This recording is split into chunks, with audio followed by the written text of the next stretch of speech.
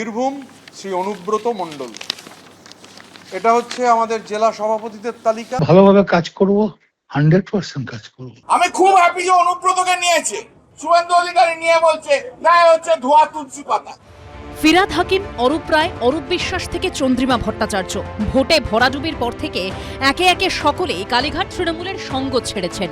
এবার সেই তালিকায় যুক্ত হলো মমতা বন্দ্যোপাধ্যায়ের অত্যন্ত ঘনিষ্ঠ অনুব্রত মণ্ডলের নাম। অর্থাৎ এবার প্রিয় দিদির হাত ছাড়লেন তাঁর স্নেহের কেষ্ট।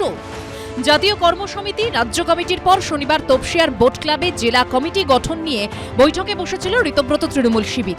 সেই বৈঠকে বীরভূমের জেলা সভাপতি হিসেবে অনুব্রত মণ্ডলের নাম চূড়ান্ত হয়। বীরভূম শ্রী অনুব্রত মণ্ডল। এটা হচ্ছে আমাদের জেলা সভাপতিদের তালিকা। শারীরিক অসুস্থতার কারণে এদিনের বৈঠকে যোগ দিতে না পারলেও ঋতব্রত তৃণমূল শিবিরের সিদ্ধান্তে তিনি যে খুশি তা খোলাখুলি জানিয়েছেন অনুব্রত মণ্ডল। আপনাকে ঋতব্রত বন্দ্যোপাধ্যায় কি ঘোষণা করেছেন বীরভূমের জেলা সভাপতি? ভালো করেছে, দলটা চাঙ্গা হবে। আজকে ওয়ার্কিং কমিটি যা সিদ্ধান্ত নিয়েছে গোটা রাজ্যের উপরে, এই সিদ্ধান্তকে সাধুবাদ জানাই। যত কয়লা চোর, যত গরু চোর, যত পাথর চোর, যত ডাকাত, যত লুম্পেন তৃণমূলের ছিল সব চলে গেছে। আমরা খুব হ্যাপি। আমি খুব হ্যাপি যে অনুব্রতকে নিয়েছে। আই এম ভেরি হ্যাপি যে অনুব্রত মণ্ডলকে অন্তত শুভেন্দু অধিকারী নিয়ে বলছে না হচ্ছে ধোয়া তুলসী পাতা। অনুব্রত মণ্ডল বীরভূমের এক সময়ের দোর্দণ্ড প্রতাপ নেতা।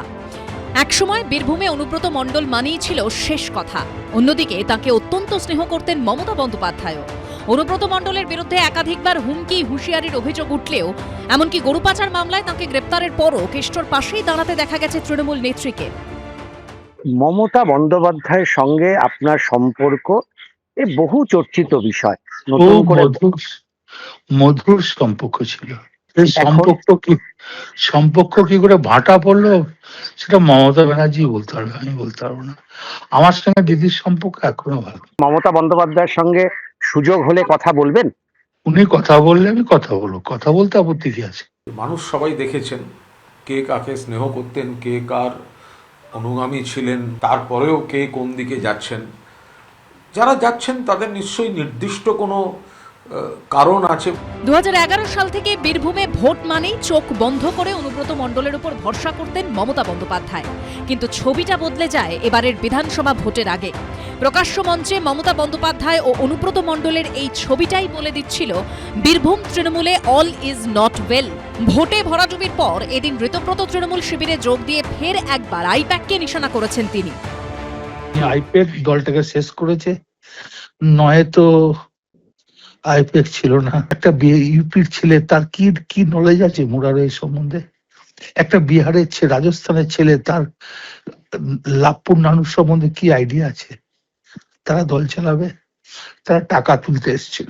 মমতা বন্দ্যোপাধ্যায় এবং তার দলের, অর্থাৎ তার প্রতিষ্ঠা করা যে তৃণমূল কংগ্রেস, যাকে এখন কেউ কেউ বলছে মমতাবন্দী তৃণমূল কংগ্রেস, সেই তৃণমূল কংগ্রেসের হাল হচ্ছে সেই নৌকোর মতো, যে নৌকো মাঝ নদীতে আছে, ঝড় উঠেছে প্রচণ্ড, পাল ছিঁড়ে গেছে, দাঁড় ভেঙে গেছে, নৌকোতে ফুটো হয়ে গেছে, তো স্বাভাবিকভাবে নৌকো ডুববে।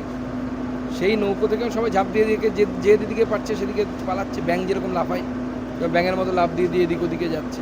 সব মিলিয়ে কালীঘাট তৃণমূল শিবিরের ভাঙন যেন থামছে না। উজ্জ্বল মুখোপাধ্যায়, শিবাশিস মৌলিক, ঐশী মুখোপাধ্যায়ের রিপোর্ট, এবিপি আনন্দ। এবিপি আনন্দ, এগিয়ে থাকে, এগিয়ে রাখে।